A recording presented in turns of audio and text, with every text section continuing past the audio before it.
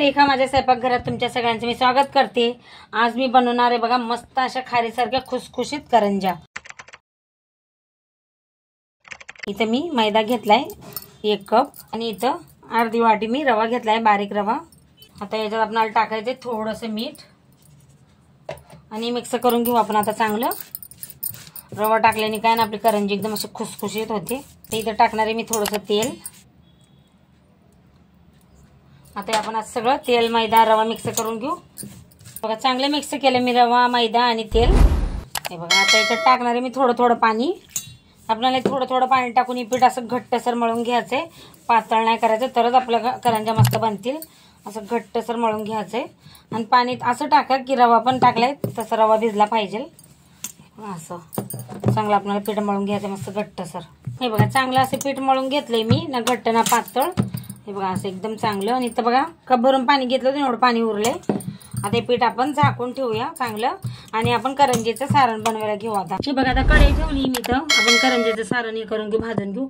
सगळ्यात पहिले मी खोबरं किसून घेतलंय बघा, आता ते आपल्याला भाजून घ्यायचंय आणि भाजल्यानंतर मी याला मिक्सरला असं बारीक करून घेणार आहे। मस्त आपण भाजून घेऊ खोबरं। हे बघा खोबरं पण मी भाजून घेतलंय, आता काढून घेते मी। इथं बघा मी अर्धा कपच रवा घेतलाय आणि खोबरं जास्त घेतलंय। आपण रवा पण आता चांगला खरपूस भाजून घेऊया, सतत हलवत राहायचं आपल्याला। आता त्याच्यात टाकणारी मी 1 चम्मच तूप आणि आपण रवा पण चांगला भाजून घेऊ खरपूस। हे बघा रवा पण हलकासा भाजून घेतलाय मी आणि मी सगळं सामान कमी प्रमाणातच घेतलंय। त्याला एक जास्त कमी जास्त केलं का मग ते थोडंसं काहीतरी उरतं, त्यापेक्षा मी सगळं थोडं थोडंच घेतलंय। आता इथं बघा मी काजू आणि बदामची पावडर करून घेतली अशी बारीक। असे आपण जर कापून तर टाकले तर मग आपल्या करंज्या अशा फाटतील तळताना किंवा बनवताना, त्यापेक्षा अशी पावडर करून कूट करूनच टाकायची। त्याला पण असं मी जरा आता रव्यासंग खरपूस भाजून घेते। हे बघा रवा पण मस्त मी असा खरपूस भाजून घेतलाय बघा, ड्रायफ्रूट टाकून याच्यामध्ये। आता याच्यात मी खोबरं काढून घेतलंय बघा, इथं खोबरं मी मिक्सरला बघा बारीक करून घेतलं भाजून। आता याच्यात रवा काढून घेणार आहे मी। आता बघा रवा भाजून घेतलाय, सगळं थंड होतं इथे। आता इथे मी साठा बनवून घेणार आहे। इथे मी कॉर्नफ्लॉवर घेतलंय बघा 3 चम्मच। याच्यामध्ये आपल्याला टाकायचं आता तूप, आणि तूप असंच पाहिजे असं घट्टसर। आणि याला आपल्याला चांगलं असं मिक्स करून घ्यायचं, असं मऊसूत क्रीम सारखं करून घ्यायचंय। बघा साठा पण मस्त असं म्हणजे मक्खन सारखं असं क्रीम सारखं बनवून घेतलं आणि असंच पाहिजे आपल्याला, सुक्क सुक्क लय पातळ नाही करायचं। बघा पीठ पण मस्त भिजलंय, त्याला परत हा मळून घेते चांगलं। आणि आपल्याला ह्याला आपल्या 4 चपात्या करून घ्यायच्यात। बघा असं मळून घेतलं। आता थोडंसं याच्यावर मी तेल लावते हाताने असं, आणि याला परत आता मस्त मळून घेते मी।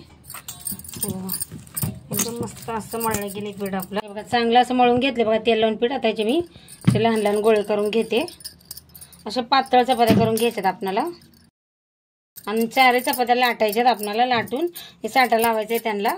हे बघा आता याच्यावर मी मैदा टाकणार आहे सुका, आणि आपल्याला चपाती अशी लाटून घ्यायची मस्त। 4 चपात्या अशा लाटून घ्यायच्यात आपल्याला, अशी पातळच लाटून घ्यायची। हे बघा अशी चपाती मी लाटून घेतली। आता इथे मी परातीत मैदा छिडकते थोडासा, म्हणजे आपली चपाती अशी चिटकली नाही पाहिजे। आणि याच्यात टाकते मी असं, आणि बाकीच्या 3 चपात्या पण अशाच लाटून घेते मी। हे बघा दुसरी पण अशीच लाटून घेतली। आता परत याच्यावर मैदा छिडकायचा आपण, आणि आता मी 2 आहे त्या पण अशाच लाटून याच्यावर ठेवणार आहे। हे बघा तिसरी पण चपाती मी लाटून घेतली आहे, परत तसंच मैदा छिडकून आता 4थी चपाती लाटून घेते। हे बघा 4थी पण चपाती मी लाटून घेतली आहे। आता आपण याच्यावर साठा लावायचा। आता इथे साठा मी परत एकदा असं चमच्याने मिक्स करून घेते चांगला, आणि याच्यावर लावून घ्यायचं आपल्याला सगळीकडे असं पसरून घ्यायचं आहे साठा घेतला। आता थोडंसं मैदा छिडकणार आहे आणि दुसरी पण चपाती आपण याच्यावर ठेवू। हे बघा आता इथं साठा लावून घ्यायचा असंच सगळीकडे। आता बघा मी सगळ्या चपात्यांना 4 चपात्या केल्या, सगळ्यांना असं साठा लावून घेणार आहे। हे बघा सगळीकडून चौकडून बघा मी 4 चपात्या अशा लावून घेतल्यात। आता यांना आपण असं घडी मारून धुमटून घ्यायचं आणि एकदम पेक बंद करायचं, असं एकदम दाबून दाबून आपल्याला याच्या घड्या करायच्यात अशा। हे बघा असं दाबून दाबूनच करू असं, म्हणजे ते चांगलं असं चिटकलं जाईल। इथं आपल्याला अजून थोडंसं साठा लावून घ्यायचं आहे, म्हणजे ते अजून एकदम मस्त चिपळलं जाईल।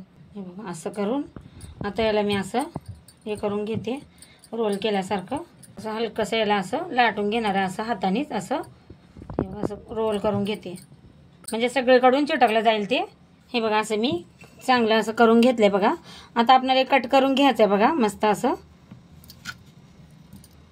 थोडंसं मोठं घेते। हे बघा एकदम मस्त असं लेअर पडतील, आणि सगळं मी आता असंच कट करून घेणार आहे। हे बघा आता कट करून घेतले मी. आता मी झाकून ठेवते आणि आपलं करंजी मधलं सारण आता तयार करायचंय मला. त्याच्यात साखर टाकायची, पिठी साखर. हे बघा रवा आणि खोबरं पण असं चांगलं थंड झालंय आणि आपल्याला मिश्रण थंड झालं ना तेव्हा त्याच्यात आपल्याला पिठी साखर टाकायची. आता इथे मी साखर घेतली. साखर आपल्याला आवडेल तसं घ्या.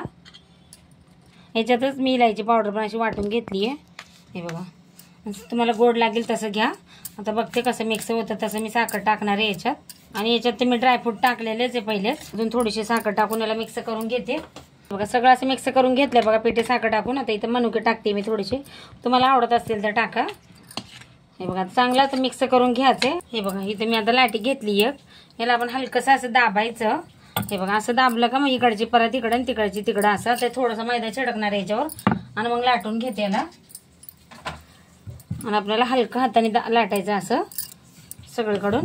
हे बघा असं लाटून घेतलंय. आता आपण याच्यात भरून घेऊ आपण करंजीचं सारण. पहिले आपल्याला ह्याला इकडून असं तेल हे लावून घेते मी पाणी, नाही तर पहिले सारणच भरून घेते. लागेल तेवढं भरायचं.